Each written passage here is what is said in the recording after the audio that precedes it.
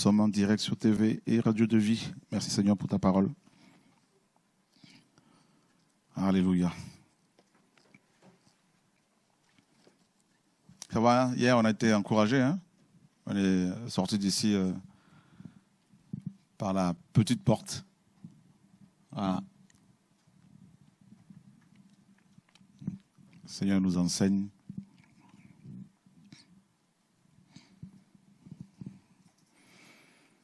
Ah.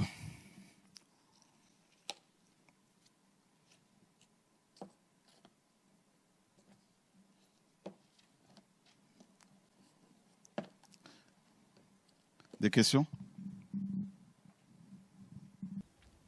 Oui. On va te passer le micro.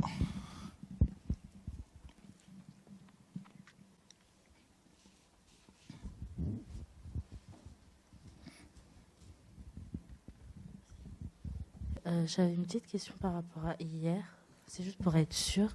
Quand tu disais que, par exemple, une personne que le Seigneur a missionné, par exemple, pour faire des orphelinats, pour nourrir les veuves, enfin, pour plusieurs choses. Et si elle ne remplit pas une des cases, enfin, une des choses qu'elle doit faire, est-ce qu'elle va en faire? Oh, pas forcément. Enfin, je vais expliquer ça. Et qu'est-ce qui va faire que les gens ne vont pas aller au ciel? C'est la désobéissance. D'accord? D'ailleurs, je pense qu'on va parler de ça. On va parler du péché, justement. Et en venant sur terre, comme on l'a vu hier, donc chacun de nous, qui sommes des esprits, hein, a reçu une mission. Comme on l'a vu hier, le Seigneur a dit dans Yeremia, dans Jérémie, avant que tu ne sois conçu dans le ventre de ta mère, je te connaissais. Donc il dit avant, je te connaissais avant. Et Paul vient dans Romains 8, il reçoit cette révélation et il dit, il écrit en disant, ce qu'il a connu d'avance. Donc il y a eu un avant cette vie. D'accord? Voilà. Donc, ces esprits que nous sommes, ces esprits ont reçu, chacun a reçu une mission. Maintenant, tu viens sur terre. Le Seigneur te dit, toi, ma fille Elsa, en tant qu'esprit, hein, tu es esprit, comme on l'a vu hier. Le Seigneur a créé d'abord les cieux. Au commencement, Elohim créa les cieux au commencement, les cieux d'abord. Et les anges, tout ça là, d'abord. Et tous les esprits. Donc, il a créé d'abord le monde spirituel. Ensuite, il y a le monde matériel. Et en tant qu'esprit, maintenant, tu reçois des ordres. Parce que nous sommes des esprits en mission. Et il dit, bon, Elsa, tu es ma fille et tu vas aller sur terre pour 100 ans. D'accord? Durant lesquels tu vas t'occuper des veuves. D'accord? Et tu vas commencer ce travail à l'âge de 30 ans. Vous avez vu, juste un exemple, hein, ou 25 ans ou 30 ans. Et vous n'avez pas vu que le Seigneur a commencé ce ministère à 30 ans, Yohanan à 30 ans, et Moshe à 40 ans. Pourquoi à chaque fois la Bible précise, le Seigneur précise à chaque fois l'âge du commencement des ministères? Parce que c'est le plan. Nous rentrons dans les différents plans du Seigneur. D'accord? Et les choses se déclenchent naturellement. Ta conversion n'est pas le fruit du hasard. C'est quand le temps était arrivé, les choses sont... À chaque fois, c'est comme ça. Vous n'avez pas vu qu'il y a des gens qui vous avaient prêché la parole, ils ne sont jamais convertis, vous avez prié pour eux, jeûné, rien à faire. Et un jour comme ça, vous les croisez, ah ben tiens, j'étais chez moi, et le Seigneur m'a parlé, depuis je prie. Qui a déjà vu ça? Donc c'est pour cela que nous, on est petits, on ne fait rien. C'est lui qui fait tout. C'est lui qui a tout programmé. Vous comprenez? Voilà. Et si toi, tu veux amener quelqu'un au Seigneur avant le temps de la programmation, ça ne marchera pas. Donc maintenant, voilà pourquoi la parole dit que lorsque les temps ont été accomplis, on parle toujours des temps, l'accomplissement des temps, temps. Mon heure n'est pas encore arrivée. Votre temps est toujours là. Tu as vu, là? Voilà. Maintenant, à 30 ans, tac, il t'appelle. Tu dois convertir à quel âge? Rappelle-moi, parce que j'ai oublié. 17 ans. 17 ans, Elsa. Gloire au Seigneur. À 17 ans, tac, c'était le temps. Donc, il t'avait déjà dit, depuis, à 17 ans, tu vas te tourner vers moi, tu vas revenir, parce que quand tu vas aller sur terre, là, à cause de la chair, à cause de belles choses de ce monde qui ne sont pas belles, tu vas un peu être à gauche, à droite. À 17 ans, tu vas revenir. Il y a 17 ans, tu reviens à la maison, parce que la conversion, c'est quoi? Le mot conversion veut dire retour, c'est le verbe retourner. Ne l'oubliez jamais. Conversion égale retourner. Nous retournons. D'accord? On peut le vérifier. Vérifiez, prenez vos portables, allez sur Google, allez dans Actes, allez sur le lexique biblique. On va vérifier ça. Parce que c'est des choses, des vérités qu'on doit comprendre.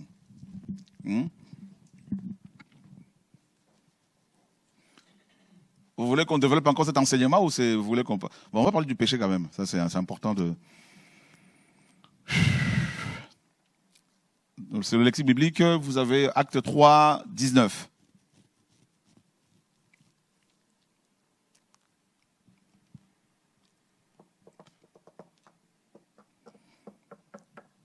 Le verbe convertir. Convertir, convertir. Qui est dessus? C'est quel verbe? Hein? Ouais, et traduit en français comment? Retourner vers. Ah! Ok. Vous avez vu? Nous étions des brebis perdues et nous sommes retournés. 1 Pierre 2, 25. Vous avez déjà lu ça? Donc vous voyez bien que si l'on parle du retour, comme là par exemple, je peux dire, eh ben, je retourne en Afrique. Parce que je viens de l'Afrique. Je viens de là. Quelqu'un va dire, je retourne aux Antilles. Ben, la personne vient des Antilles. Donc, vous voyez bien, si on parle du retour, on parle de la source, de l'origine. Voilà. Vous comprenez un peu la chose? Donc, ceux qui se convertissent, ce sont des gens qui sont d'origine céleste.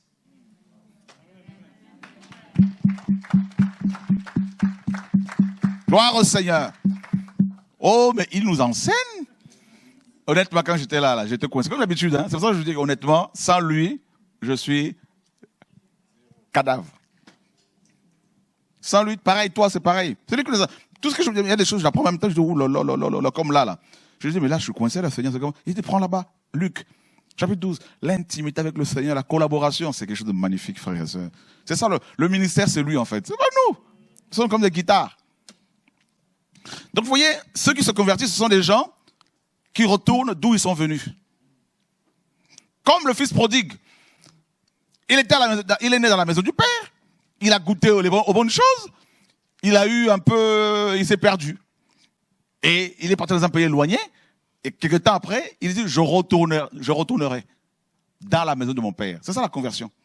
Donc, convertir, c'est retourner. C'est ça la conversion. La conversion, c'est le retour. Voilà. Donc, il y a des gens qui ne peuvent pas retourner vers le Père parce qu'ils ne sont pas sortis du Père. Le Seigneur a dit quoi? Je suis venu d'Elohim et je retourne à Elohim. Et quand nous endormons, ce que les gens du monde appellent la mort, mais ce que notre papa appelle le sommeil, quand nous nous endormons, nous, les véritables nous retournons à la maison. Vous comprenez? Voilà. Alors, et maintenant, le Seigneur te sort de la maison en tant qu'esprit. Tu quittes le monde spirituel, la maison céleste. Tu viens parce que tu es sorti du Père. Seul lui est éternel. Nous, en tant qu'esprit, nous avons été créés. Tu sors du Père, tu viens et il te fabrique un corps physique. Et ce corps physique, c'est la femme que tu es. Et il te dit, ben, tu vas faire 100 ans sur terre.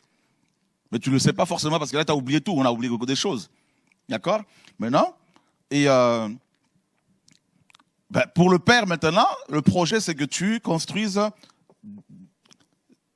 14 ou 20 orphelinats.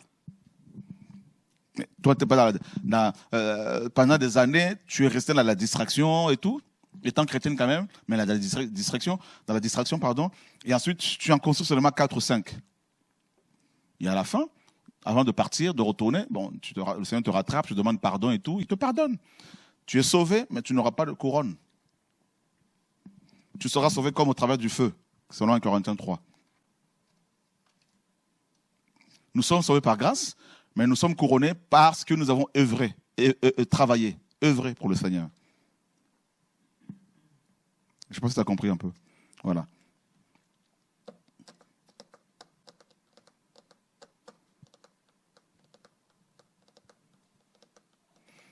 Donc, ça ne sert à rien de vouloir retourner les gens quelque part alors qu'ils ne sont pas venus de là. La preuve, quelqu'un qui est né à Martinique, qui a grandi à Martinique, qui a mangé pendant des années le fruit à pain. Bon, on va dire encore le fruit à pain, tout ça, il n'y a pas autre chose aux Antilles là-bas.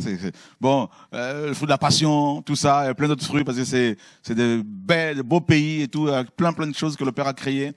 Maintenant, frères et sœurs, cette personne-là, vous voulez l'amener en Chine. Elle peut aller en Chine pendant quelques années, mais elle aura toujours envie de retourner en Martinique. On est d'accord, hein?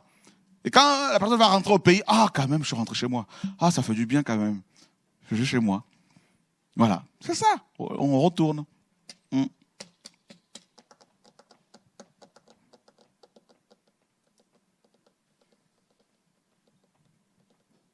Oui.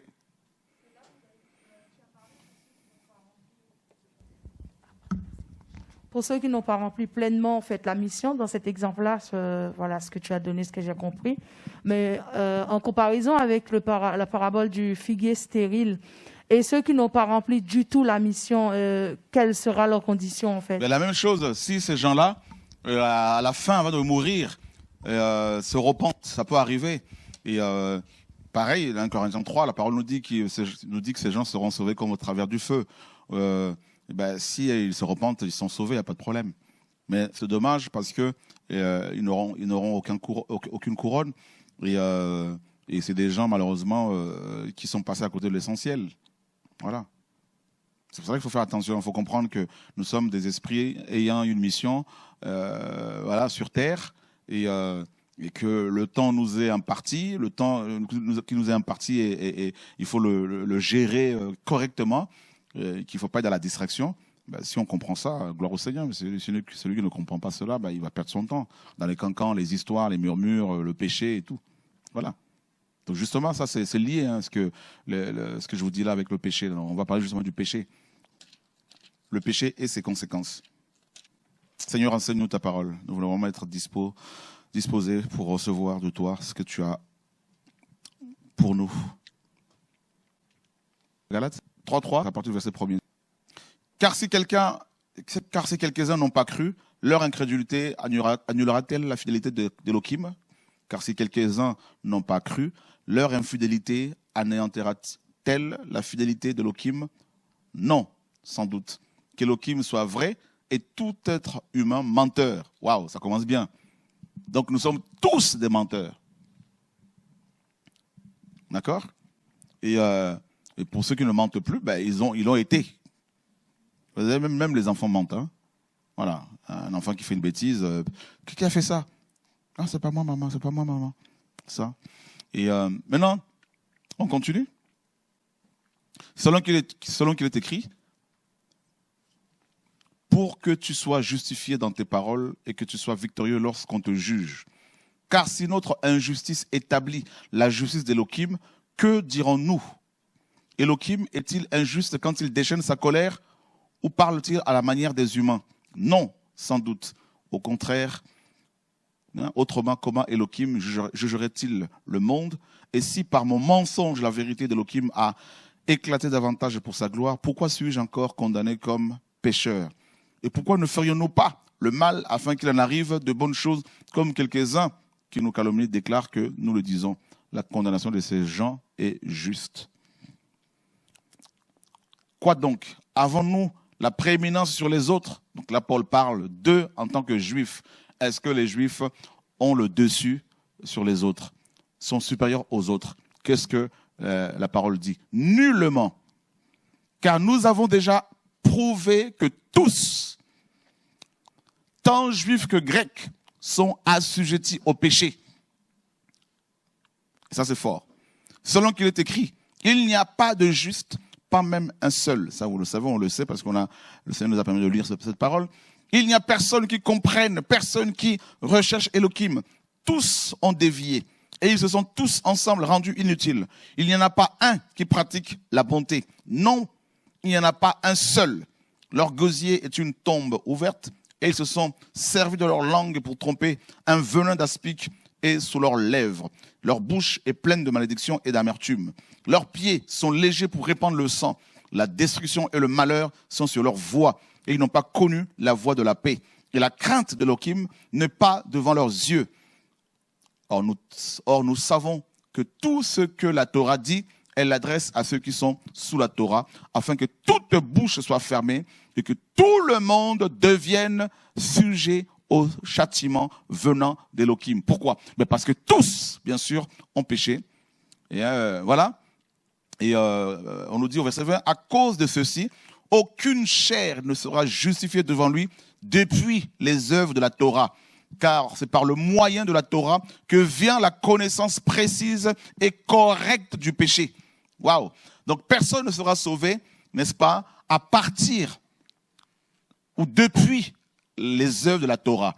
Alors ici, on a traduit vraiment le mot « ek » ici pour parler de l'origine, n'est-ce pas? Et voilà, depuis l'origine. Donc personne ne pourra être sauvé sur la base des œuvres, en se servant des œuvres comme l'origine, comme le point de départ de sa justification, comme le fondement de sa justification. Personne. Et ensuite, on nous dit que c'est par la Torah que nous avons reçu que vient la connaissance. Et c'est le mot grec utilisé ici est différent de gnosis ou de la gnose, la connaissance. Et c'est vraiment la connaissance précise et correcte. Et ce terme-là, grec, est utilisé exclusivement pour le Seigneur, pour la connaissance par rapport au Seigneur, par rapport au péché. Voilà. Alors que la gnose, c'est la connaissance générale. Voilà. Je te connais un peu, tu me connais un peu, je sais qui est le président de la France, tout ça, c'est une connaissance générale. Je sais que nous sommes sur terre, connaissance générale. Mais le terme ici, connaissance précise et correcte, traduit en français par connaissance précise et correcte, est un terme bien spécifique pour parler de cette connaissance que seul le Seigneur donne. Vous comprenez? Voilà. La connaissance générale, tu peux l'avoir à l'école, mais cette connaissance, celle-là, la connaissance précise et correcte, ne peut émaner que du Seigneur. Voilà. Et voilà pourquoi Paul dit que cette connaissance nous vient de la Torah, justement. De quelle Torah parle-t-on ici? Parce que nous savons qu'il y a la Torah cérémonielle, il y a la Torah sociale, civile, donc des lois, et il y a aussi la Torah, bien sûr, et morale, tout ça là, et voilà. Et bien sûr, les questions de la Torah morale, tu ne tueras pas, tu ne voleras pas. Donc l'apôtre Paul nous dit ici que la Torah morale, la loi morale, la loi de l'amour, cette loi, et Paul, en fait, il dit que cette loi est comme un examen, comme un diagnostic qui est fait sur un malade. Voilà la loi. Je prends un exemple. Vous avez la loi morale. On peut dire, c'est la loi morale est égal diagnostic. Le diagnostic qu'on fait sur un malade ou un examen, un scanner, tout ça, IRM, tout ce que vous voulez. Le but de ces examens-là, d'un examen médical ou d'un diagnostic c'est quoi? C'est d'apporter l'éclairage ou la connaissance. Voilà. D'apporter la révélation sur l'état de la personne malade, du patient. Ça, c'est la loi morale. Bon, tu peux éteindre, s'il te plaît? Oui. Voilà. Allume. Ça, c'est la loi morale qui apporte la lumière. Et la loi morale apporte la lumière et là, on voit l'état dans lequel nous sommes.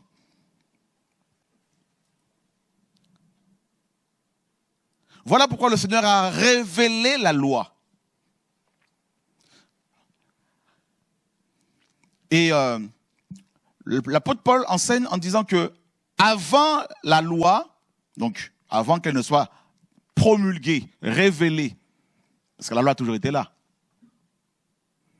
bien avant Moïse, qu'elle soit morale, sociale ou civile, et, cérémonielle, ça vous le savez déjà, mais elle n'était pas promulguée. Quand on lit que la loi dans Jean 1 a été donnée par le moyen de Moshe, cela ne veut pas dire que la loi a commencé avec Moshe. La loi a été révélée de manière officielle. La loi a été promulguée officiellement par le moyen de Moshe. Donc Moshe a été juste un médiateur, comme Paul le dit.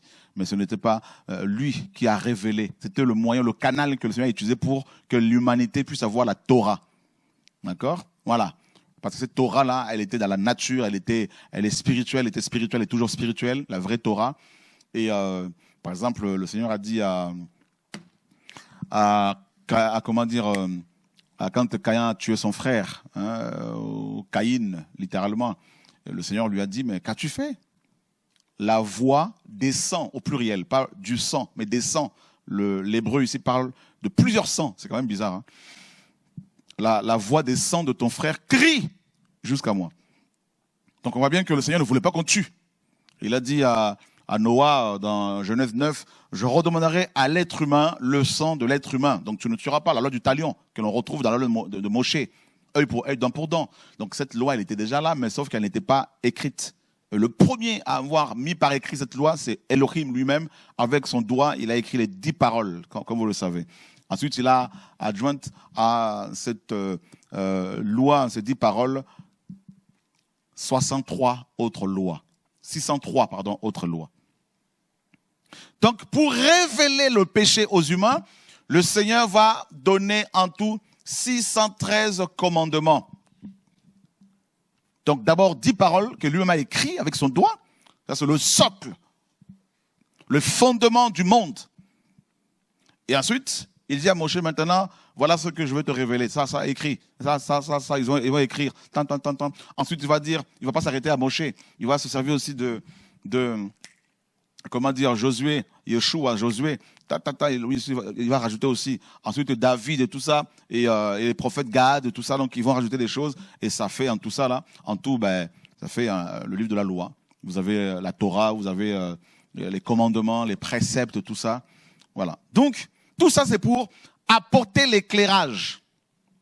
Donc, tout ce qui est, surtout la loi morale, qui révèle l'état des humains, qui révèle notre état. Parce que sans cette loi, on n'a pas la connaissance du péché. Et cette loi est encore valable. Ces 10 paroles ont été résumées en 2. Tu aimeras le Seigneur, ton Elohim, de tout ton cœur, de toute ton âme, de toute ta force et de toute ta pensée, et ton prochain comme toi-même, ou pour toi-même. Tu aimeras pour ton prochain comme pour toi-même. Donc, cette loi morale nous donne la connaissance du péché. Et regardez ce que Paulos dit. D'abord, on l'a vu dans Romains 3. Il dit, c'est par le moyen de la Torah que vient la connaissance précise et correcte du péché.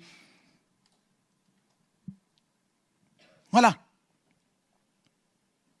Regardez tout ce que l'on faisait dans le monde, toutes sortes de péchés. On n'en avait pas la conscience. Hein. On savait qu'il y a des choses qu'on faisait qui n'étaient pas bonnes, mais d'autres, pour nous, c'était naturel. Vous n'allez pas dire, si vous dites à un inconverti que convoiter une femme est un péché, vous allez dire, qu'est-ce que tu me racontes, toi? J'ai des yeux pour ça. Donc pour lui, ce n'est pas un péché. Pourquoi? Parce qu'il n'est pas éclairé. Il est dans les ténèbres. Vous comprenez? D'où la nécessité d'apporter la lumière, d'apporter le message du Seigneur, l'évangile, justement. Et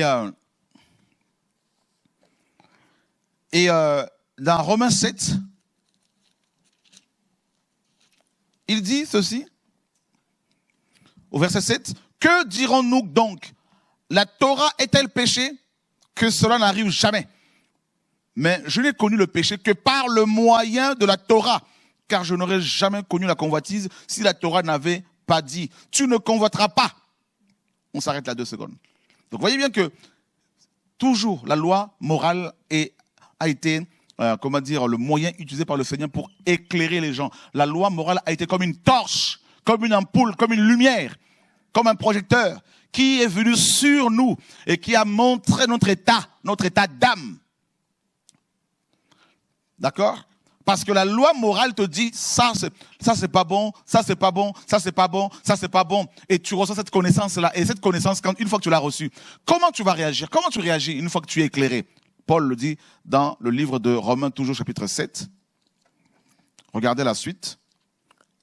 Au verset 8, il dit, mais saisissant l'occasion, le péché produisit en moi par le moyen du commandement toutes sortes de convoitises, parce que sans la Torah, le péché est mort. Voyez? Mais autrefois, sans la Torah, je vivais. Ben oui, autrefois, avant que nous n'ayons la connaissance par rapport au péché, sur le Seigneur, on vivait, sur la chair bien sûr, on vivait. C'est-à-dire à la boîte de nuit pour certains, d'autres courent après les femmes, les hommes, d'autres fumaient. Donc on vivait dans le monde. Mais une fois que tu es éclairé, que ça c'est pas bien, ça c'est pas bien, et qu'est-ce qui se passe comme Paul le dit? Par le commandement, ben, toutes sortes de pensées impures sont venues. Voilà le combat dans lequel nous sommes jusqu'à notre départ de ce monde. C'est-à-dire avant ta conversion, tu n'avais pas, c'est-à-dire les pensées impures, c'était naturel, c'était une vie normale. Mais une fois converti, maintenant que tu es éclairé, eh ben, le commandement, le péché saisit l'occasion maintenant pour t'attaquer, pour te combattre. Et là, tu te dis, mais non, mais attends, mais depuis ma conversion, je comprends plus. Là, c'est attaque sur attaque, je ne comprends rien. Et d'ailleurs, beaucoup de chrétiens, quand c'est comme ça, ils vont demander la prière de délivrance. Ce ne sont pas les démons toujours. C'est la vie chrétienne normale. Parce que Paul le dit. Et il dit, mais autrefois, sans la Torah, je vivais. Mais le commandement étant venu, le péché a pris vie. Oh! Donc le commandement, en fait, la Torah, l'évangile, réveille le péché.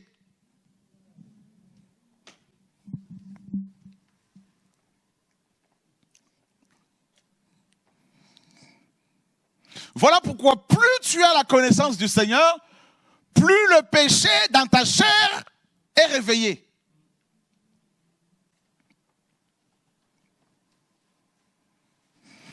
Et maintenant pour Paulos, pour ne pas qu'il tombe, un démon, un ange de Satan lui a été envoyé pour le frapper tous les jours.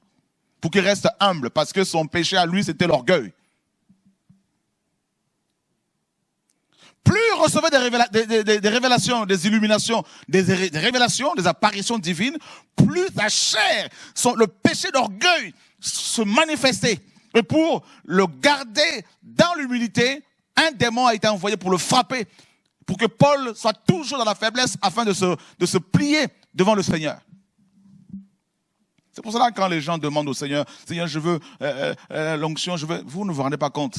Plus le Seigneur t'élève, plus ta chair, la faiblesse de ta chair devient évidente. Les gens pensent que plus tu es dans le Seigneur, plus tu es fort par rapport au péché. C'est faux. Ils pensent que par rapport au nombre d'années dans le Seigneur, qu'ils vont être plus forts que les nouveaux. C'est faux. Au contraire, tu vas être plus faible encore.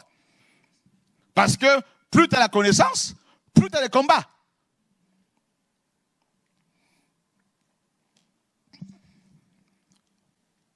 Plus tu as la connaissance, plus tu as des gens qui sont touchés, plus tu as d'idolâtres. Donc, plus tu as des combats. Plus la chair se manifeste. Est-ce que vous comprenez la chose? Qui commence à saisir des choses là? Qui se rend compte que nous avons on est vraiment là, on a besoin du Seigneur là? Hein? Ouh! Il dit, par le commandement, le péché a pris vie.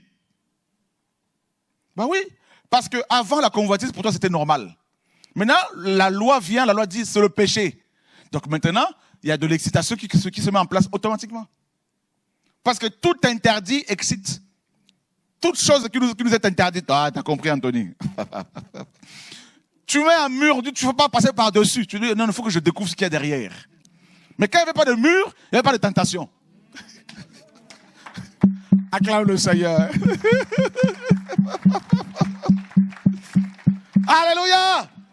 Oh Seigneur, le péché, c'est terrible. Alors, vous comprenez pourquoi, honnêtement, plus ça va, plus je me rends compte à quel point je suis faible, je ne suis rien, à quel point on doit vraiment se cacher en lui, parce que nous sommes dangereux, nous les humains, hein? Très dangereux, trop excités pour rien parfois, là.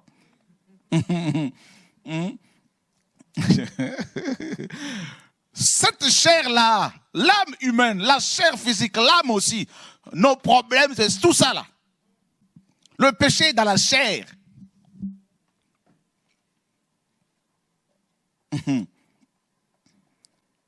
Oh, Adonai.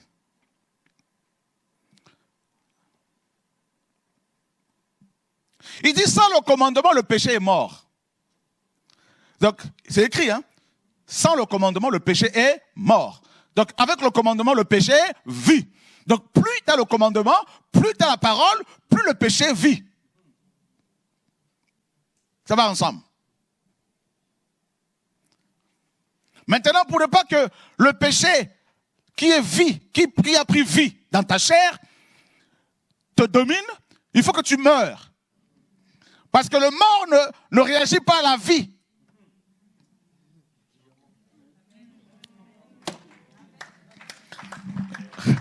Voilà pourquoi le Seigneur a dit, celui qui veut me suivre, il doit se charger de sa propre croix. C'est-à-dire, ceux qui suivent le Seigneur sont les morts. Par rapport au péché, parce que si tu es vivant là, comme le péché est vivant aussi là, ben, tu vas tomber tout le temps. Parce que le vivant, c'est celui qui réagit. Le péché qui est vie, qui dit viens avec moi, comme tu es vivant, tu dis je viens, parce que tu parles avec. Mais si tu es mort, si le péché qui est vie, maintenant te parle, tu vas dire non, tu ne diras pas ce que tu ne vas pas répondre parce que tu es mort.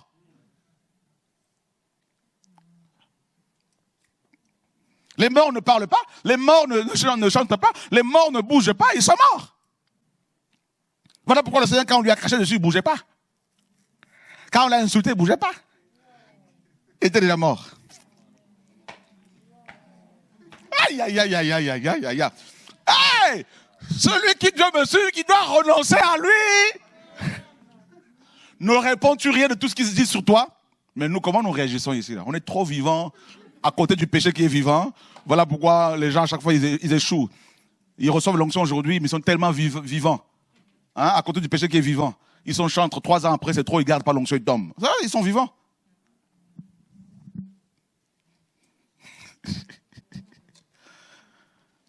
Seigneur, tu nous enseignes. Hein. Honnêtement, je ne voyais pas les choses comme ça. Juste, c'est l'Esprit qui nous enseigne à chaque fois. Ah oui. Là, Paul dit dans Romains 6, considérez-vous comme mort au péché. C'est écrit. Car notre vieux a été crucifié. Il le dit, vous ne voyez pas. Donc la vie chrétienne commence par la mort.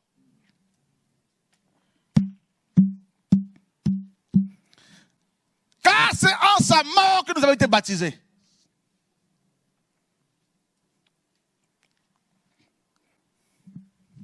Si ce grain de blé qui tombe en terre ne meurt, il ne peut produire de fruits. Mais s'il meurt, il portera de fruits. Aïe, aïe, aïe, aïe, aïe, aïe, aïe. Ah, c'est moi, t'as vu mon ministère là? Regardez, je suis dans la voiture, je chante, c'est moi le chantre, c'est moi le prophète, c'est moi. Mais ils sont tellement vivants. Voilà pourquoi le péché, il joue avec toute cette église-là, paganisée. Divorcés, remariés 3 fois. C'est normal, ils sont vivants à côté de la vie qui est la mort. La mort, comme le péché qui a pris vie. Tu n'as pas vu que le jour de ta conversion, le jour où tu t'es converti là, au début, mais plus la connaissance, plus tu lisais la parole, plus tu as commencé à avoir des attaques. Hein? Alors qu'avant, quand tu te baladais dans le monde, hein, tu vois une belle femme, tu regardais, c'était normal, c'était une vie. Le péché était mort. Tu étais dans le péché, mais le péché n'avait pas cette vie-là. Mais le jour où tu t'es converti, maintenant, tu marches comme ça, tu vois une femme, oh non, Yeshua, oh non, Jésus. On dit, mais qu'est-ce qui se passe? Ah, je suis combattu. C'est normal. Pourquoi? Parce qu'il y a le commandement qui est en toi, hein, qui t'éclaire, et le péché qui est vivant. Maintenant, il y a une lutte entre les deux. La chair a des désirs le contraire de l'esprit, et il y a une opposition entre les deux. C'est ça, il faut comprendre. Parce que le commandement active le péché dans ta chair.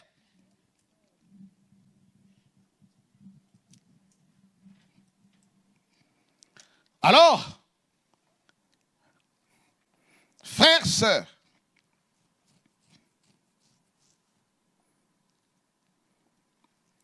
Et le commandement qui était pour la vie, le commandement qui était pour la vie, le commandement qui était pour la vie, comme Paul le dit, Attends, il y a quelque chose là, je vais relire le verset 9. Mais, autrefois sans la Torah, je vivais. Comme nous tous dans le monde, on vivait. Mais le commandement étant venu, le péché a pris vie. Ça c'est fort, hein. Et moi, je suis mort. Ah oui. Ah oui. Ah oui. Le commandement a pris vie. Parce que le commandement est venu, le péché qui était endormi, bien que tu étais le péché, hein, mais tu n'étais pas conscient de cela. Donc du coup, le péché s'est réveillé. Ah, la convoitise, Seigneur, je ne veux pas convoiter. Ah, la convoitise dit non, il faut que tu regardes. Ah, les oreilles, il faut que j'entende. Ah, il faut que je mange. Ah, mais c'est compliqué. Seigneur, la masturbation m'attaque. Alors qu'avant, c'était normal. Mais maintenant, c'est des attaques dans tout. Oh, c'est compliqué. Et je dis, mais Paul dit, mais qu'est-ce qui se passe? Et moi, je suis mort. Donc là, effectivement, soit tu meurs par rapport au péché, soit tu meurs, tu tombes dans le péché. Et là, tu meurs. Quand tu pêches, tu meurs. À chaque fois que tu pêches, tu meurs. Et là, il continue, dit, car le péché, saisissant l'occasion, m'a trompé par le moyen du commandement. Donc le péché nous trompe. Vous vous rendez compte? Ah oui. Donc le péché a saisi l'occasion du fait qu'il a pris vie en nous. Hein? Eh bien, il va maintenant nous tromper. Comment? Par le moyen du commandement. Donc le péché te dit, tu vois, donc avant le commandement, avant l'éclairage, avant la Torah, qui t'a illuminé, là, qui t'a éclairé, tu vivais normalement, tu vivais. Tu étais tranquille. Tu n'avais pas de mauvaises pensées comme ça qui t'attaquaient. C'était normal, ces pensées-là. Maintenant que tu as été éclairé, tu as accepté le commandement, regarde ce que le commandement te fait souffrir, te fait subir maintenant. Donc le péché commence à se servir du commandement pour maintenant t'attaquer. C'est pour ça que beaucoup retournent dans le monde. Ah, je retourne dans le monde parce que j'étais mieux. Là, la vie chrétienne, c'est beaucoup de combats quand même. Hein. Beaucoup d'attaques. Hein. Ah ouais, c'est chaud. J'ai du mal à tenir là, c'est chaud là, actuellement c'est chaud. C'est chaud, c'est chaud. Ah, j'ai pris le train là, c'était chaud. L'été là, c'est chaud. Oh là là, je ne vais pas partir aux Antilles. C'est chaud là, actuellement là. Ah, les îles, c'est chaud. Mais avant, c'était normal.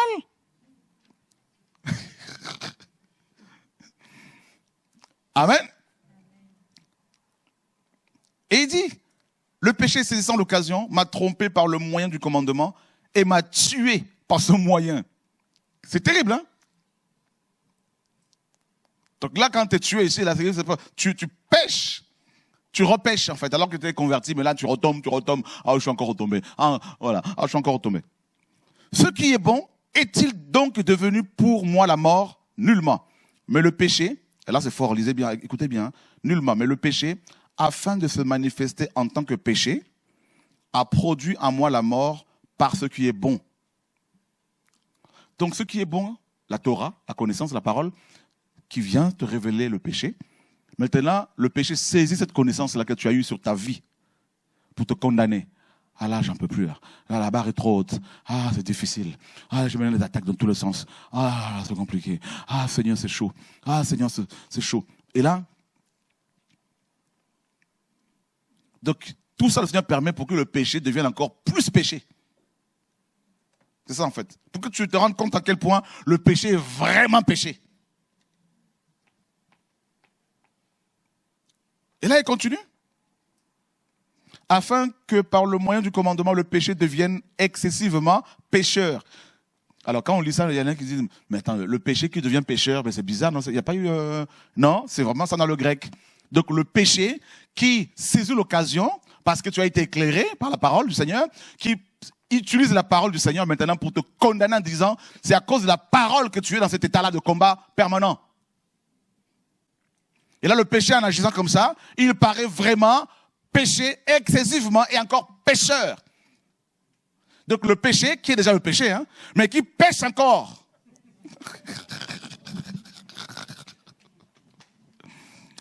Waouh! Donc le péché est un pécheur. Oui, c'est ce que la Bible dit. Le Seigneur dit la parole. Qui savait ça? C'est grave. Donc, il n'y a pas que nous pouvons être des humains qui peuvent être des pécheurs. Le péché aussi est un pécheur.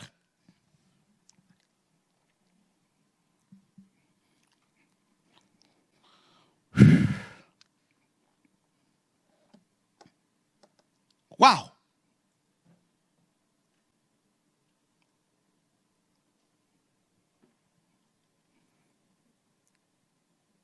Nous savons en effet que la Torah est spirituelle. Mais moi, je suis charnel, vendu au péché. Ou encore littéralement, vendu sous le péché. Sous la domination du péché. C'est ce qu'on a mis dans la nouvelle version là. Vendu sous le péché. Donc vous voyez bien que le péché est pécheur. Oui, c'est écrit comme ça dans le grec, on l'a vu. Le péché est excessivement pécheux et péché est pécheur. Excessivement. Et là, en plus, on nous dit que Paul dit, et moi, il dit, je reconnais que la loi est spirituelle. D'accord? Donc, c'est-à-dire la loi est au-dessus des humains, de la chair. Au-dessus. Mais moi, Paulos, je suis charnel. Pourquoi? Parce que le péché, qui est devenu excessivement péché et pécheur, a amplifié les désirs de ma chair. C'est ça. Voilà pourquoi il dit je suis charnel. Voilà pourquoi il a dit aux Corinthiens, vous êtes charnel. Paul, quand il parle ici, il parle en tant que croyant. Hein. Il ne parle pas en tant que pécheur dans le monde, mais en tant que croyant parce qu'il a été illuminé. Pour vous montrer à quel point là, mes amis, là, on n'a encore rien fait. On n'est rien là. La chair là.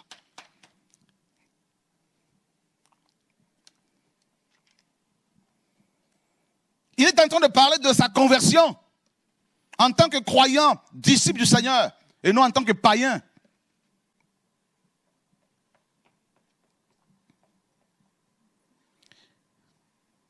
Il dit la Torah est sainte.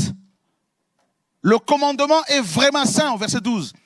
Est juste et bon. C'est ce que je disais aux frères et sœurs dans le bureau. Le Seigneur est juste. Le Seigneur est bon. C'est-à-dire, il est bon comment? Mais il ne veut pas de malheur pour nous. Il ne veut pas que nous souffrions. Il n'a jamais voulu que nous souffrions. Si nous souffrons, ce n'est absolument pas à cause de lui. Et il ne nous envoie pas des malheurs pour que nous souffrions afin de nous enseigner. Frère, non. Le Seigneur, notre Elohim, le Créateur, est tellement bon qu'il n'a jamais prévu que nous souffrions. Sinon, il n'aurait pas prévu, n'est-ce pas, l'éternité pour nous. Où il n'y aura ni la mort, ni la maladie, ni la souffrance. Voilà son plan parfait. Le bonheur de l'humanité. La paix, la joie, la sainteté. Tout ça là. Ne l'oubliez jamais. C'est ce que Paulos est en train de dire ici. Il dit, la Torah donc est sainte. Donc séparée du péché. Le commandement est vraiment saint. Toujours séparé du péché. Le commandement est juste et bon. Ce qui est bon est-il donc devenu pour moi la mort? Nullement. Mais le péché, afin de se manifester en tant que péché, a produit en moi la mort par ce qui est bon, afin que par le moyen du commandement, le péché devienne excessivement pécheur. Nous savons en effet que la Torah est spirituelle, comme on l'a vu. Mais moi, je suis charnel, vendu sous le péché. Car, il dit, je n'approuve pas ce que je fais. Ce qui est bon, je voudrais le faire. J'ai le vouloir, mais la force me manque. Ben oui. C'est fort, hein? Le péché, là, frère, dans la chair. Tu es éclairé. Tu reconnais que ça, c'est pas bon. Ça, c'est pas bon. Ça, c'est pas bon. Tu es éclairé. Et maintenant, qu'est-ce qui se passe? Ben, tu es condamné. Parce que le diagnostic est fait par la loi, par le moyen de la Torah spirituelle. La Torah qui est spirituelle. Donc, il est question de la loi morale qui dit, tu ne convoiteras pas. Voilà. Maintenant, une fois éclairés ici, les gens se sont sentis condamnés. Parce que la loi morale te parle de la justice divine, des exigences de la justice divine que tu dois remplir. Mais tu te rends compte que tu es charnel et cette loi est spirituelle. Donc il y a un fossé entre vous deux. Et entre vous deux, il y a un abîme qui est infranchissable. Et qu'est-ce qui se passe? Tu es condamné du coup.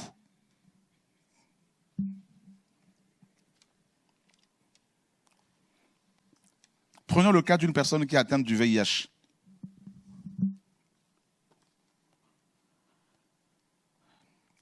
La personne vit normalement comme si de rien n'était. Parce que le virus dort. On est d'accord, hein?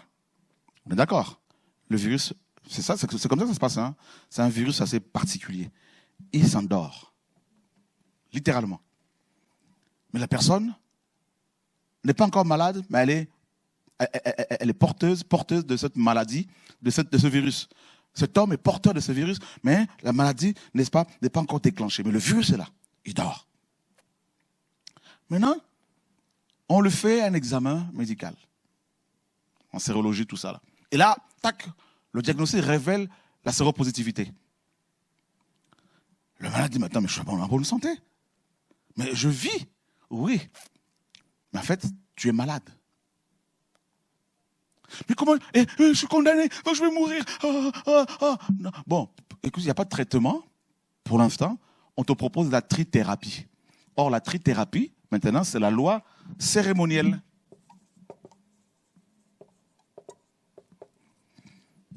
Qui ne te soigne pas, mais qui te garde en vie. Jusqu'à ce qu'il y ait le traitement, le remède. Hein, que le remède soit là. Voilà pourquoi la loi de Moshe, les sacrifices d'animaux, n'ôtait pas le péché. Mais cette loi couvrait simplement le péché. Mais le mal était là, le virus était là, couvert simplement.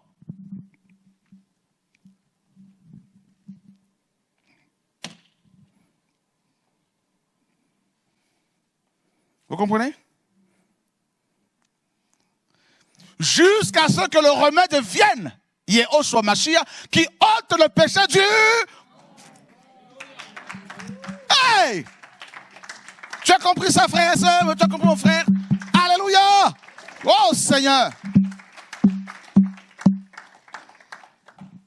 Le péché. Regardez.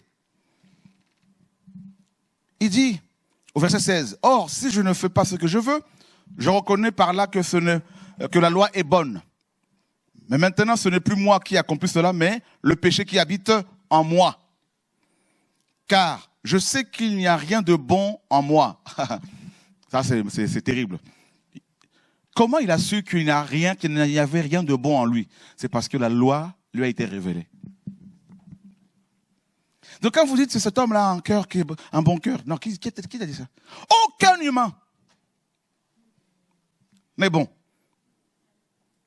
Il n'y a de bon que Elohim seul. Il dit, je sais que à moi, là, il n'y a rien de bon. Car je sais qu'il n'y a rien de bon en moi. C'est-à-dire, dans ma chair, parce que le vouloir est à ma portée, mais je ne trouve pas le moyen d'accomplir ce qui est bon. Il dit, je ne fais pas le bien que je veux, mais je fais le mal que je hais, que je ne veux pas. Et encore, il dit, si j'accomplis cela, c'est le péché qui habite en moi.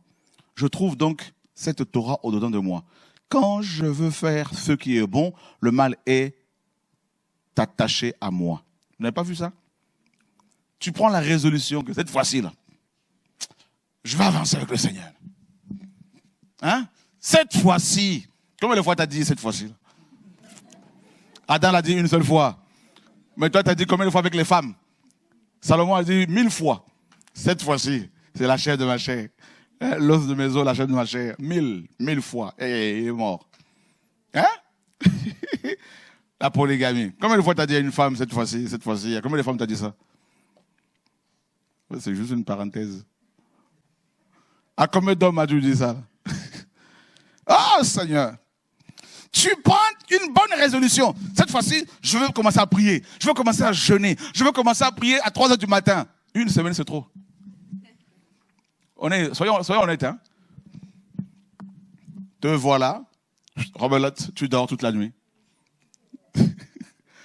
Hein? Ah, c'est la vérité, bien sûr. Qui peut dire ici qu'il n'a jamais vécu ça? Alors, il n'y a rien de bon dans cette chair-là. Et il dit, ah, je veux faire le bien, mais le mal est attaché. Voilà pourquoi il a dit, dans 1 Corinthiens 15, par l'esprit, la chair et le sang ne peuvent hériter du royaume. Vous avez vu? Ah oui, on est mal barré avec ça. Là. La chair. Tu prends un esprit humain d'un noir et un esprit humain d'un blanc. C'est la même matière. Sauf que les carcasses sont différentes. Regardez que ces deux carcasses là, comment elles se font la guerre. Toi, t'es blanc, moi je suis blanc, moi je suis noir. T'es blanc, moi je suis noir. Donc, guerre. Ah non, toi, t'es africain, moi je suis antillais. Et pourtant, les vrais habitants de cette maison-là, ils sont pareils. Le vent, la même chose. Pour vous montrer à quel point la chair est compliquée. Là. Vous avez vu?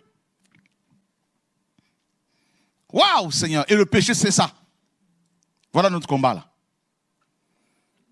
Voilà pourquoi le Seigneur dit, celui qui veut me suivre, chaque jour, il doit prendre sa croix. Pourquoi? Parce que la chair, le péché utilise notre chair.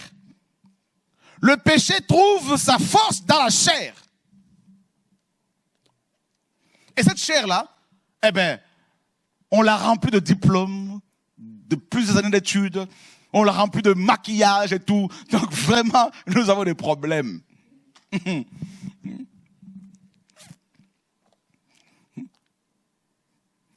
Ah, tu veux épouser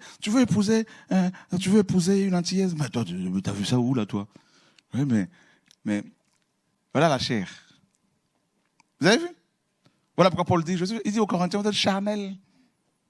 Charnel.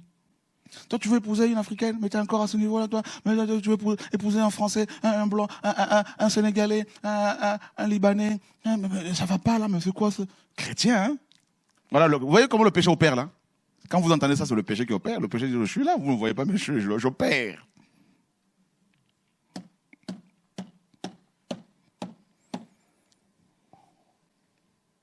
Qui s'aperçoit qu'il a des problèmes? La chair! La chair, c'est l'arme du péché. Pour attaquer ton esprit. Pour empêcher ton esprit d'aller au ciel. Pour empêcher mon esprit d'aller au ciel. Parce que nous sommes appelés en tant qu'esprit à retourner au ciel. Vous comprenez? Voilà. C'est pour cela, le Seigneur, pour nous libérer de la chair, du péché, il a pris la même chair. Et il a dit quoi? L'esprit est toujours prompt, bien disposé, mais la chair est faible. Si Yéhoshua dit ça, c'est qu'il a vu. Un jour, il se baladait comme ça, fatigué. On nous dit dans Jean 4, Yéhoshua fatigué du voyage. Il n'a jamais péché, hein? Ça c'est clair. Mais fatigué du voyage. Il s'est assis. La chair, la chair, vraiment.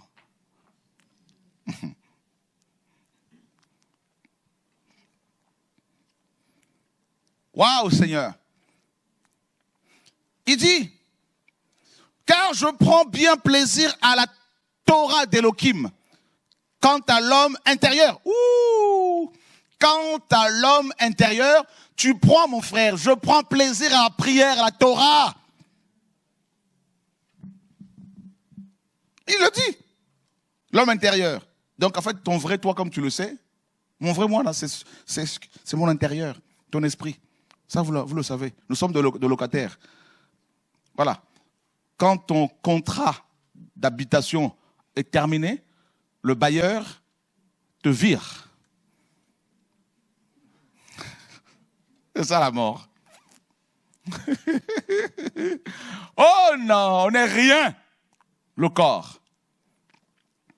Nous mettons des animaux dans les frigos et nous-mêmes, à notre tour, on nous mettra dans des frigos. Voilà la chair. Alors, pourquoi se glorifier? Ça sert à quoi?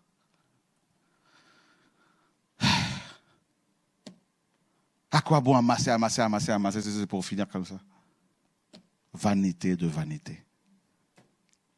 Tout est vanité. Le péché.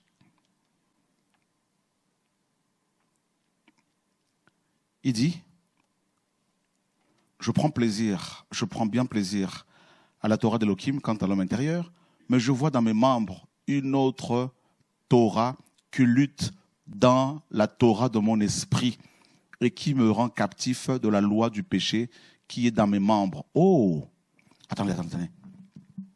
Il dit que dans ses membres, il y a une autre loi. Laquelle, à votre avis? La loi du péché. Voilà. Donc le péché a une loi. Il y a une loi du péché, parce que nous parlons du péché. Et l'apôtre Paul parle de ses membres. De quels membres parle-t-il ici? Regardez bien, frères et sœurs, nous sommes dans Éphésiens 5.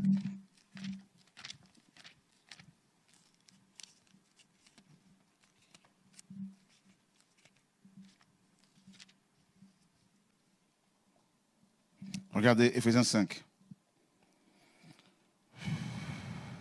Waouh.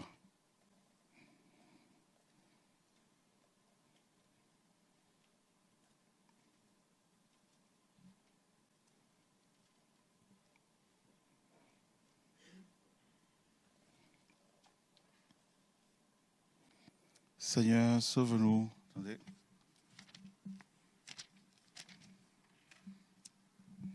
Ouais, Colossiens 3, verset 5 plutôt.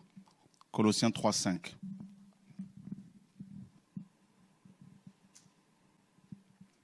Regardez ce qu'il dit ici. Faites donc mourir quoi là? Ah, vos membres. Alors, lui, second et les autres ont mis, faites donc mourir ce qui est dans vos membres. Hein, ce qui est dans vos, ou ceux qui sont dans vos, les choses qui sont dans vos membres. Mais en fait, non. Faites donc mourir vos membres qui sont sur la terre, c'est-à-dire la relation sexuelle illicite. C'est fort ici. Hein? Paulos est en train de dire que la relation sexuelle illicite, c'est-à-dire toutes sortes de sexualité, dépravation sexuelle, tout ça là, toutes sortes de dépravations liées au sexe. Il dit tout ça là, ce sont nos membres. Toutes ces choses là. Vous vous rendez compte? Donc ça veut dire que la chair là, l'impudicité, c'est un des membres de ton corps, de mon corps. Voilà ce que le grec dit littéralement ici. Pour vous montrer à quel point la chair est grave. On a traduit ça littéralement. Hein. Faites donc mourir vos membres qui sont sur la terre. La relation sexuelle illicite, c'est un membre. L'impureté, un autre membre. La convoitise, un autre membre. Le mauvais désir et la cupidité, d'autres membres. Qui est l'idolâtrie, un autre membre. Vous vous rendez compte?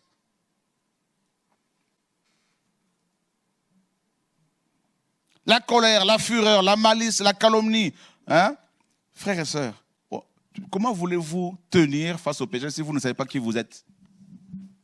Les traducteurs, très religieux parfois, très raisonneurs, ont rajouté des mots pour diluer la chose. Comment? En traduisant différemment ce passage, c'est comme s'ils se disaient, mais attends, mais comment l'impudicité peut être un des membres de la chair? Mais c'est ce que la parole dit. Voilà pourquoi même si tu es marié, là, tu as toujours des tentations. On a toujours des tentations. C'est ça qu'il faut comprendre, frères et sœurs. Parce que c'est un... Maintenant, pour gérer tous ces membres-là, c'est la croix qu'il faut porter chaque jour.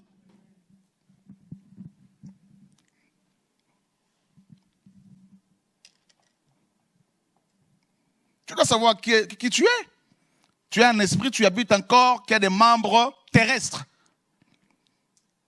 L'impudicité, l'adultère, l'idolâtrie, tout ce que vous voulez. Voilà.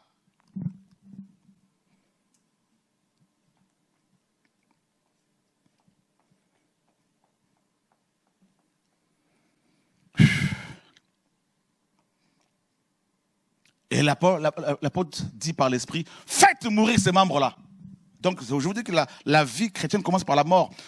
La vie chrétienne, c'est une mort perpétuelle jusqu'au retour du Seigneur. Cette mort par rapport au vieil homme. Voilà. Le vieil homme, c'est qui? C'est quoi? Le vieil homme ou le vieil être humain? C'est l'homme adamique qui est prédisposé au mal. C'est-à-dire ta nature humaine, ma nature humaine, l'âme humaine.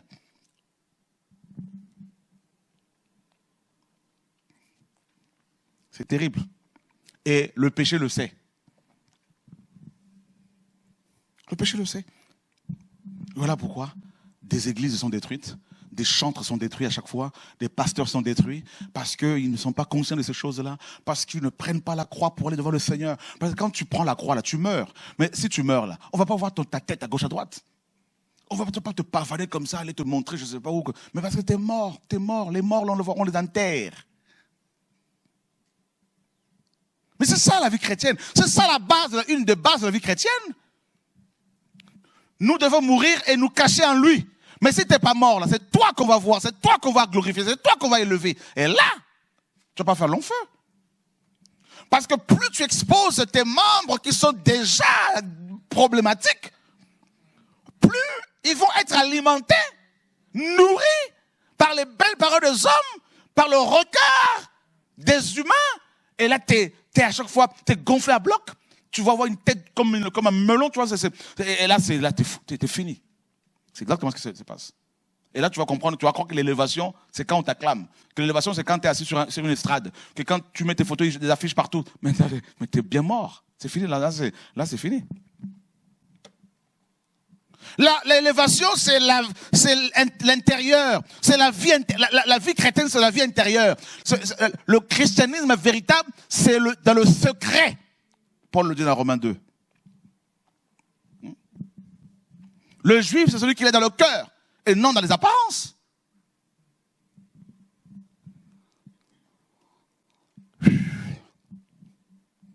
Revenons à l'évangile. Revenons au message apostolique. Revenons au fondement des apôtres et des prophètes. Revenons à l'essentiel.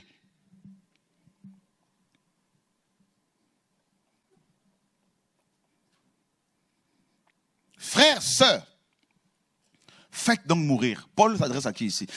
Il s'adresse aux Colossiens. C'était des croyants. Et il leur demande de faire mourir encore, d'être morts encore là. Vous voyez bien, lui-même était mort en permanence. En permanence. En permanence. Chaque fois, à chaque fois, à chaque fois, à chaque fois, tu meurs, à chaque fois, tu meurs, à chaque fois, tu meurs, tu meurs. Ces membres-là sont dans d'autres problèmes. C'est un problème terrible.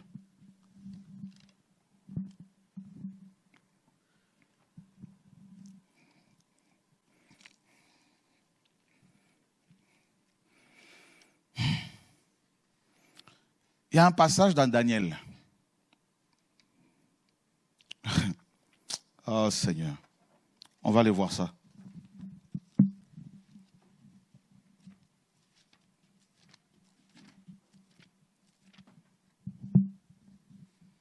Oh Père.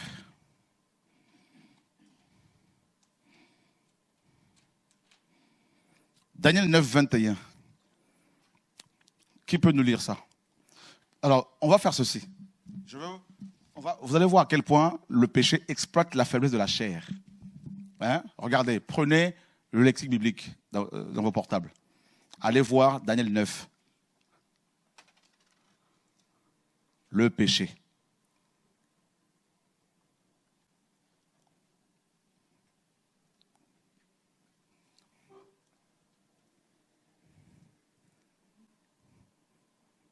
Vous y êtes? Et on disait à l'école, nous y sommes. Ça, c'est une des choses que j'ai retenues de l'école. Alléluia. On disait comme des perroquets. Là. Seigneur, tu es magnifique. Daniel 9, 21.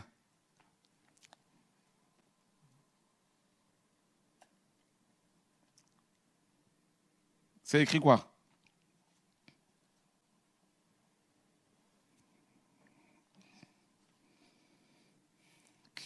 Tout le monde y est là? Hein? Ludo, tu es dessus? Qui peut le lire pour nous? Là, on n'est pas dans la BIM, hein? La BGC, on est dans 8 secondes. Alors, je parlais encore dans ma prière quand l'homme Gabriel, que j'avais vu précédemment dans une vision, s'approcha de moi d'un vol rapide. Ok. Là, on parle de quand l'homme Gabriel. On est d'accord, hein? Donc, on parle de l'homme. Donc, Gabriel, qui est un ange à la base, est devenu un homme. Vous êtes d'accord ou pas avec la parole? Ok, on nous dit que, Daniel dit que Gabriel est venu comment? D'un vol rapide, c'est ça? Ok, cliquez sur vol. On va voir si c'est vraiment un vol. Si cet homme l'a volé. Parce qu'on nous parle d'un homme. Si les hommes volent. C'est marqué être ou devenir, être fatigué, être faible. Est-ce qu'on parle du vol là? Non. Hein? On parle de l'envol ici? Non. Mais pourquoi ils ont traduit ça par vol? Alors que ce n'est pas, on ne parle pas de vol. Un homme ne vole pas. On parle de fatigue. Épuisé. Voilà comment ils nous ont roulé dans la farine. Oui, Jessie. Donc l'homme Gabriel, quand Gabriel est venu en tant qu'homme, c'est un ange, mais il a pris une forme humaine. Et en prenant la chair humaine, Gabriel a goûté à la fatigue de la chair. Pas le péché, mais la fatigue. Et Daniel a dit qu'il est venu vers lui épuisé, parce qu'il courait pour apporter le message. Pour vous montrer que la chair est faible, comme le Seigneur l'a dit. Et les traducteurs religieux, pour la plupart, ont dit non, on va mentir ici, parce que ça nous choque qu'un ange soit fatigué. Non, on ne parle pas de l'ange, on parle d'un ange qui a pris la forme humaine. Quand l'homme Gabriel, cliquez sur l'homme pour vérifier si c'est vraiment l'homme. De haut. Oh Seigneur, sauve-nous. L'homme, c'est marqué homme, le mâle. Le mâle, pas la femelle, mais le mâle. Le mâle. Mm-hmm. B, Marie, c'est être humain, une personne, contraste avec Dieu. Ah! Contraste avec Dieu, donc Elohim. Oui. Serviteur, grand homme, quelqu'un, chaque. Voilà. Donc il a pris la forme humaine et il était épuisé parce que comme un être humain normal. Vous voyez? C'est pour cela que ces anges, quand ils sont arrivés dans Sodome, ils ont mangé parce que ils étaient des humains. Ils sont devenus comme des humains, ils ont pris la forme humaine. Vous comprenez un peu? Voilà. Les esprits ne mangent pas. C'est pour cela que des anges ont pris la forme humaine, ont eu des rapports avec des femmes, ça a donné naissance aux enfants. Soyons dans l'esprit, frères et sœurs. Donc vous voyez bien que ces anges-là, quand ils ont pris la forme humaine, ils ont eu des envies pour coucher, ils ont couché.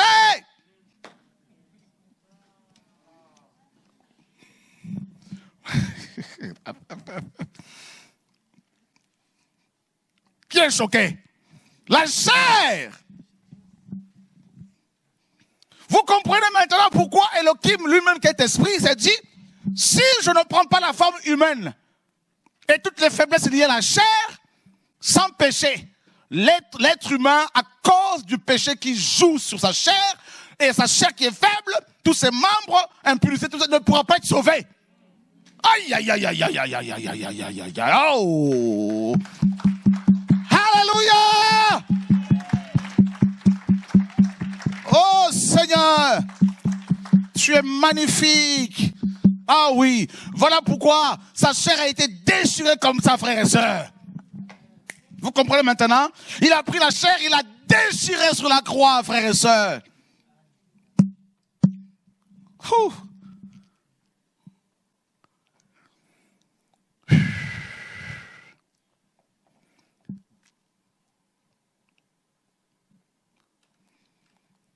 Wow. Wow. Wow.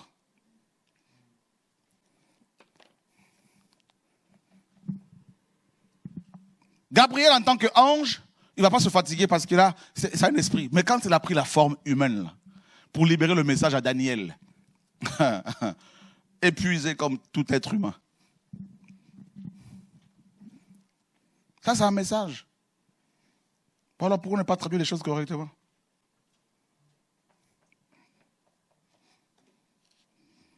Et nous, comment on a traduit ça? Ben, comme c'est écrit, c'est dit. Et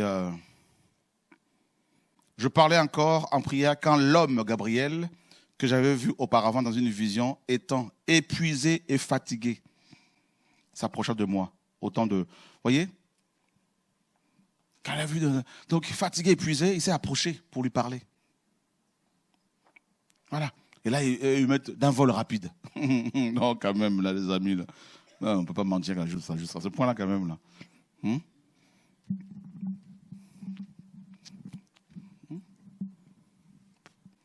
Et des gens disent, oh, pourquoi ils ont traduit la Bible? Pourquoi ils ont fait ça? Pourquoi? Enfin bref, que ça soit béni. Le péché.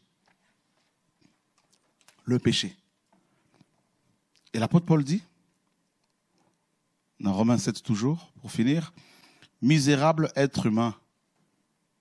Donc il dit, je vois dans mes membres une autre Torah qui lutte contre la Torah de mon esprit. Donc, il y a une lutte. Voilà pourquoi il parle de la chair qui est en combat avec l'esprit. La chair qui désire le contraire de l'esprit dans Galates, ça vous le savez.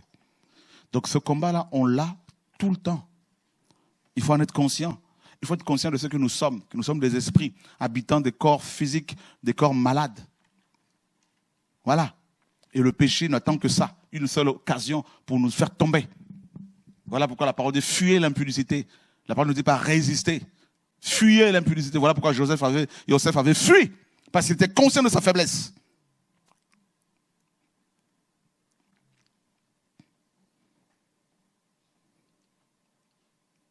Et cette loi me rend captif de la loi du péché qui est dans mes membres. Donc, et il n'a pas dit qui était, hein. Misérable être humain que je suis. Voilà. Qui me délivrera du corps de cette mort? Je rends grâce à Elohim par Yeshua Mashiach, notre Seigneur. Ainsi donc, moi-même, par l'esprit, je suis en effet l'esclave de la Torah d'Elohim, mais par la chair de la Torah du péché. Donc, il est en train de dire qu'il est par rapport à la chair. Donc, la chair est toujours esclave de la Torah du péché. Maintenant, comme la chair est esclave de la Torah du péché, elle n'en sera délivrée qu'à la mort physique ou lors de l'enlèvement de l'Église. Ça, il faut en être conscient. Donc, ta chair, là, avec ses membres, ma chair avec ses membres, l'impudicité, la convoitise, l'idolâtrie, la colère, la haine, le racisme, la jalousie, l'orgueil, tout ça là, tous ces membres-là que nous avons là, frère, jusqu'à la mort ou jusqu'à l'enlèvement, pour pouvoir contrôler ces membres, les contrôler, nous avons besoin de la croix, c'est-à-dire de lire la parole tous les jours, de la méditer, de prier, d'obéir à la parole du Seigneur, de prier pour avoir la force pour dire non à chaque fois à ses membres. Vous comprenez? Voilà. Et il dit, par l'esprit, je suis en effet l'esclave de la Torah d'Elohim. Ça, c'est l'être humain intérieur.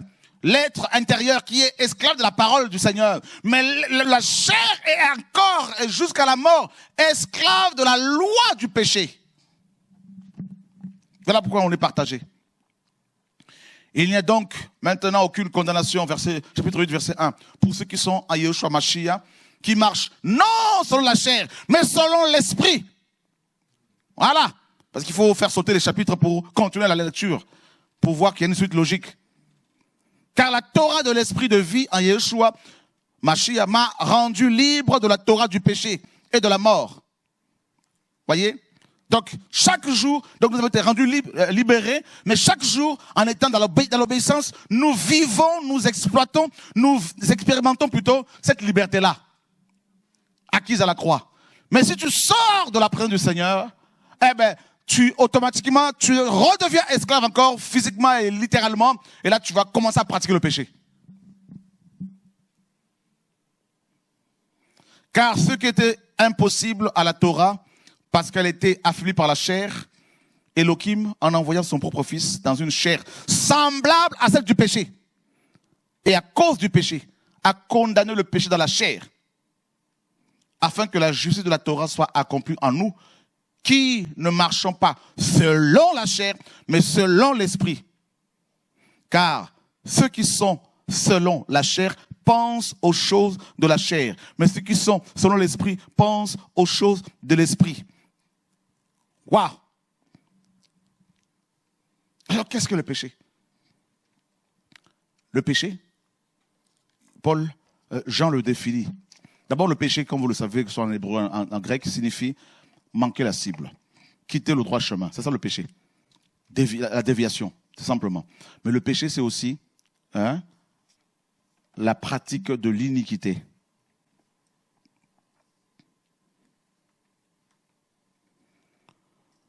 Ah, Seigneur. 1 Jean 3, 4. Quiconque pratique le péché, pratique aussi la violation de la Torah. Car le péché est la violation de la Torah. Voilà la définition aussi, une autre définition du péché. Le péché, c'est la violation de la Torah. De laquelle? La Torah spirituelle. Celle qui nous a éclairés. comme on l'a vu dans Romains 7,7. Paul disait, je n'ai connu le péché que par la Torah, car la Torah a dit, tu ne convoiteras pas. Donc maintenant que tu sais que convoiter, c'est pas bon, et si tu le fais volontairement, tu violes cette loi qui t'interdit de le faire, et c'est ça le péché. Donc le péché est avant tout un état d'esprit, un état dans lequel tu es. C'est-à-dire même si tu n'en es pas conscient, tu es dans le péché. Même si tu ne pratiques pas volontairement le péché, mais le péché c'est aussi un état d'esprit. Voyez? Et ensuite le péché est l'acte délibéré que l'on va poser. Et là c'est la violation de la Torah. Tu violes la Torah. Et le Seigneur nous dit dans Matthieu 24 qu'avant son retour, l'amour de la vérité va se refroidir et la Torah sera de plus en plus violée.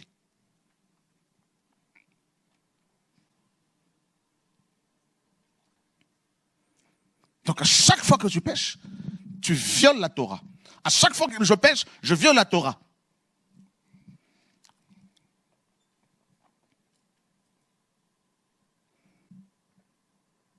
Et il est impossible à l'être humain de ne plus pécher.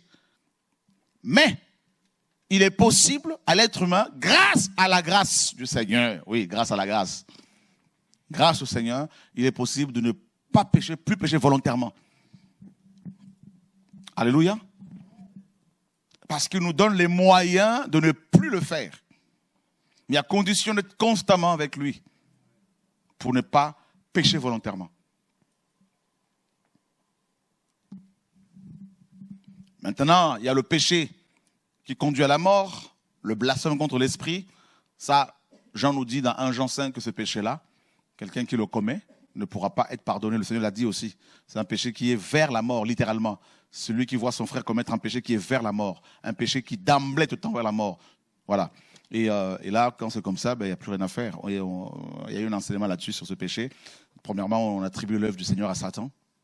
Ensuite, on va poser des actes délibérés contre le Seigneur. On va violer la loi. Le Seigneur va être attristé. L'Esprit va être attristé par l'Esprit du Seigneur, nous dit la parole. Et ensuite, si on continue comme ça, alors que le Seigneur si tu continues alors que le Seigneur t'interpelle, à un moment donné, tu vas être, c'est la deuxième étape, l'Esprit va être éteint. 1 Thessaloniciens 5, 23, n'éteignez pas l'esprit. Voilà, 19 et tout.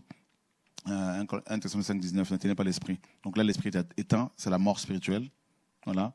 Et si tu continues dans le péché, alors que le Seigneur t'interpelle, si tu continues à pratiquer le péché, tout ça, personne ne te voit, mais le Seigneur te voit. Et à un moment donné, l'esprit va être ôté. Et là, le Seigneur dit, si tu ne te repens pas, à l'église d'Éphèse, dans Éphésiens, à Apocalypse 2, j'ôterai ton chandelier de sa place. Et là, si l'esprit est ôté, c'est l'esprit d'égarement qui vient. Et là, il n'y a plus rien à faire. Et c'est le cas de beaucoup de gens personnellement que j'ai connus. Là, il n'y a plus rien à faire. Et quand à chaque fois le Seigneur me disait, celui-là, c'est fini. Les gens disaient, non, mais il n'y a pas l'amour, tout ça. Parfois, on a du mal. Parfois, quand on parle avec les uns les autres, parfois, on se dit, mais on risque d'être mal compris. Pourtant, on perçoit certaines choses. Bon.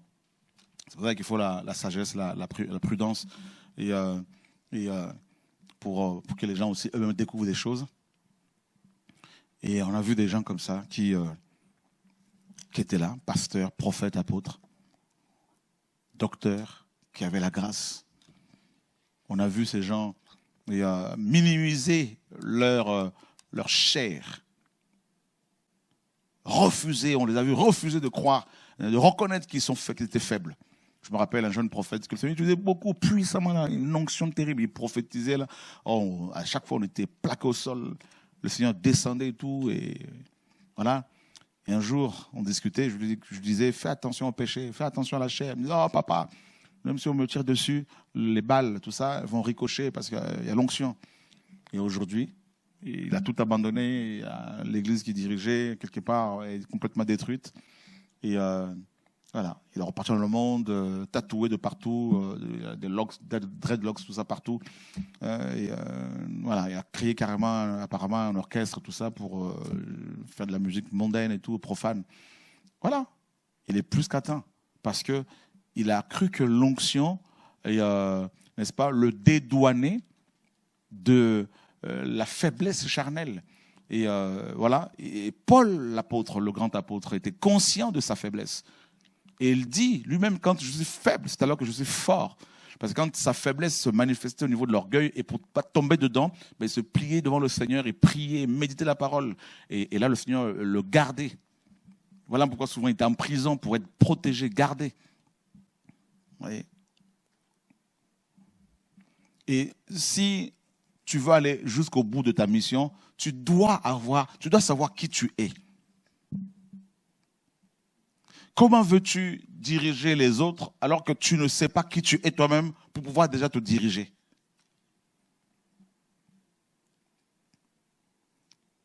Par l'esprit.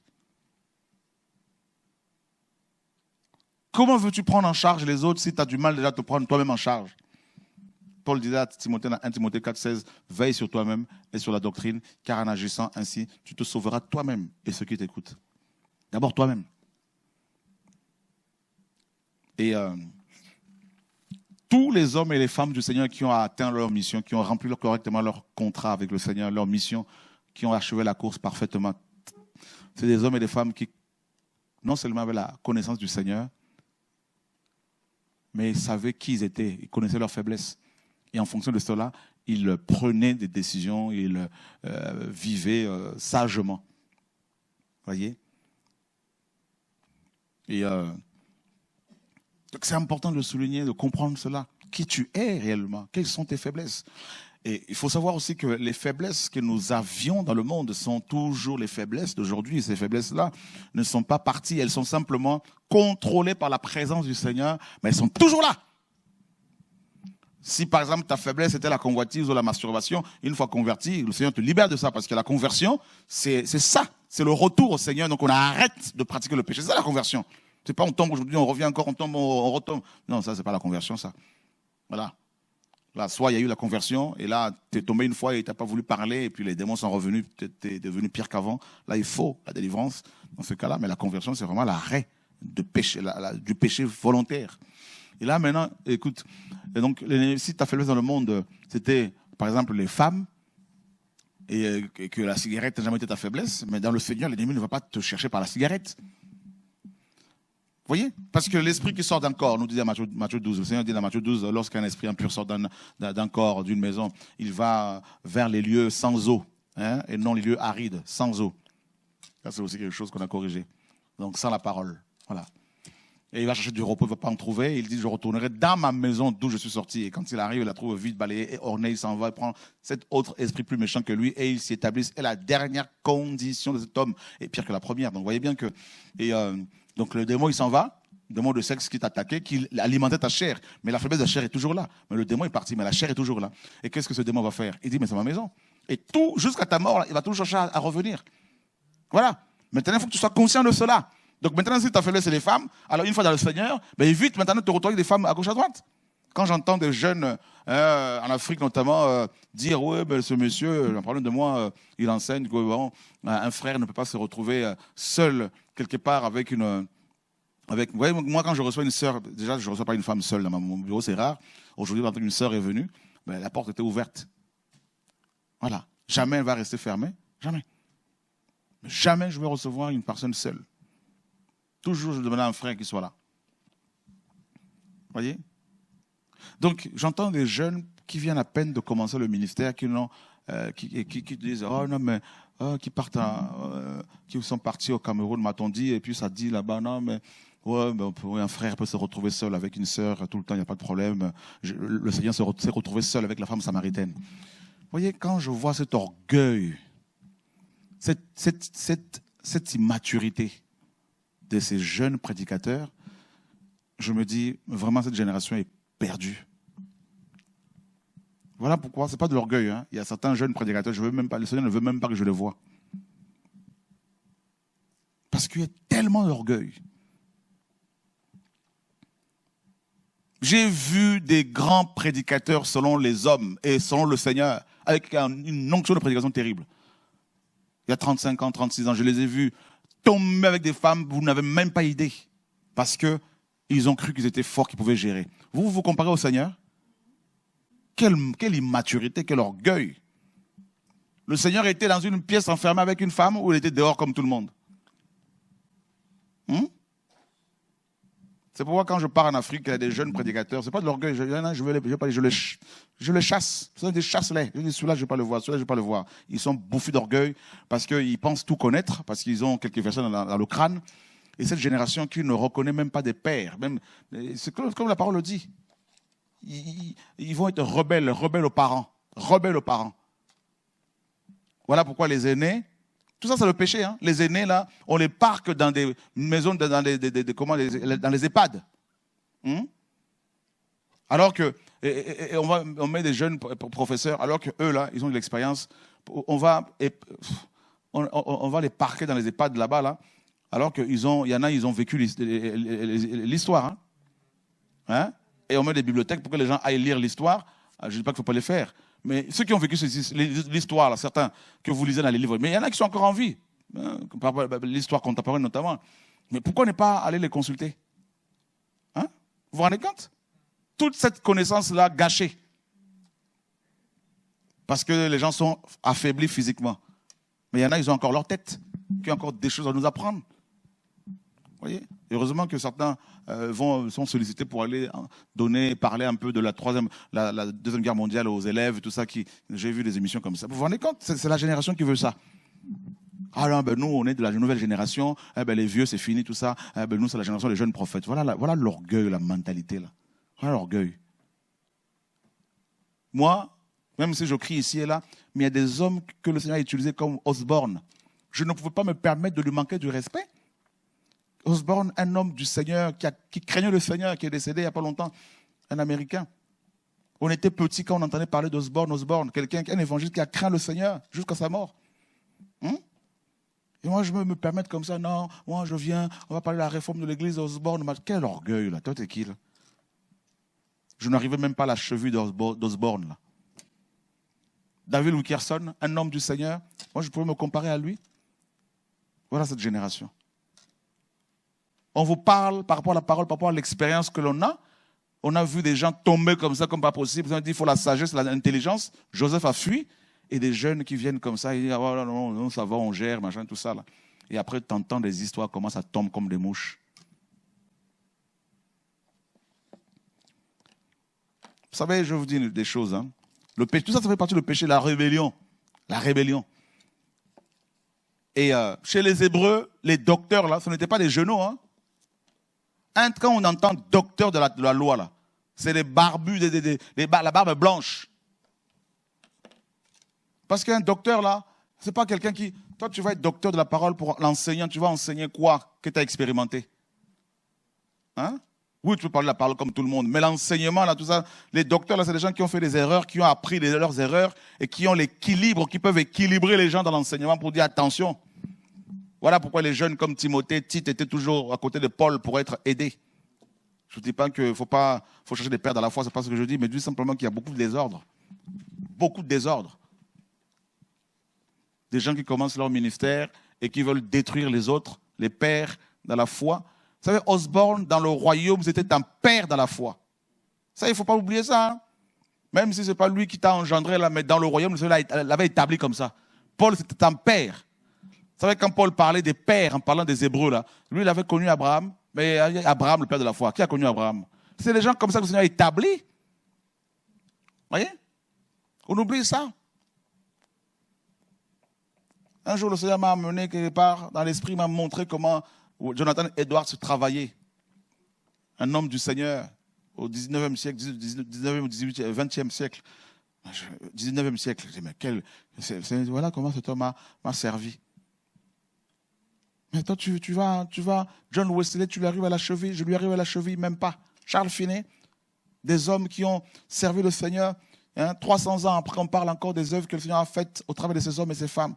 Et nous, quand on voit des jeunes aujourd'hui, ils lisent la Bible, tout ça, ils vont vivre le grec et l'hébreu, ils sont dans l'orgueil, ils vont de pays en pays, et puis il y a quelques femmes qui sont excitées, qui cherchent toujours des gourous qui vont courir après les gens à gauche, à droite, et ça s'excite pendant quelques temps, et puis c'est comme un feu de paille Et puis au bout de quelques mois, c'est fini, il passe à autre chose. Et puis on entend là-bas, non, mais il a divorcé, il s'est remarié. L'autre là-bas, c'est fini tout ça. Là. Vous vous rendez compte? Il faut faire attention. Moi, j'ai appris à craindre le Seigneur et à honorer les aînés de la foi. Voilà pourquoi vous ne me verrez jamais manquer du respect, même aux pasteurs, tout ça. Pas du tout. Je rencontre des pasteurs. Vous croyez quoi? Je parle des vrais qui aiment le Seigneur, même si on n'est pas souvent d'accord sur certaines choses, mais il y en a qui craignent le Seigneur. Vous voyez? Il y a une considération, parce que la parole le dit. Il y a le respect par rapport au travail que certains font. Donc je vois des gens qui, genoux là, beaucoup d'excitation, ça court à gauche, à droite, ça va. Je dis, mais attends, mais vous courez après quoi là? Vous allez après quoi? La rébellion. Le péché de la rébellion fait des dégâts. Le péché de la rébellion. La rébellion. La rébellion. Tous ces gens qui sont tombés comme ça, là, quand vous vérifiez, là, c'était des gens qui n'avaient aucun égard, aucun respect pour les aînés dans la foi. Aucun respect.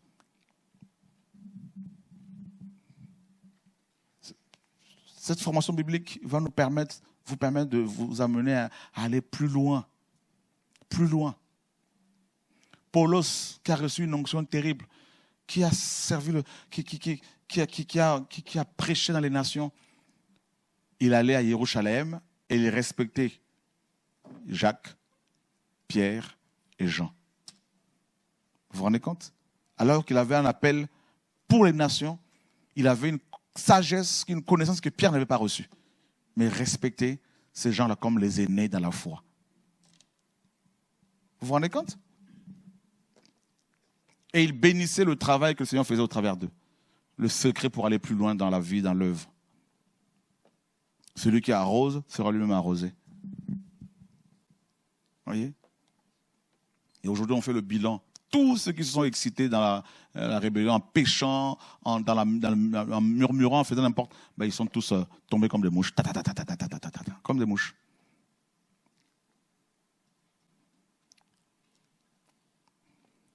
Il faut honorer le Seigneur, il faut respecter les frères et sœurs. Mon père dans la foi, un frère qui craint le Seigneur, je lui respecte pour lui. Parce qu'il a fait une œuvre terrible. Il fait l'œuvre, il y a du respect. Les parents, ça m'a appris à honorer les parents, mes parents, à les considérer, à les respecter. C'est important tout ça. La chair, là, nous joue le tour, la chair. La chair.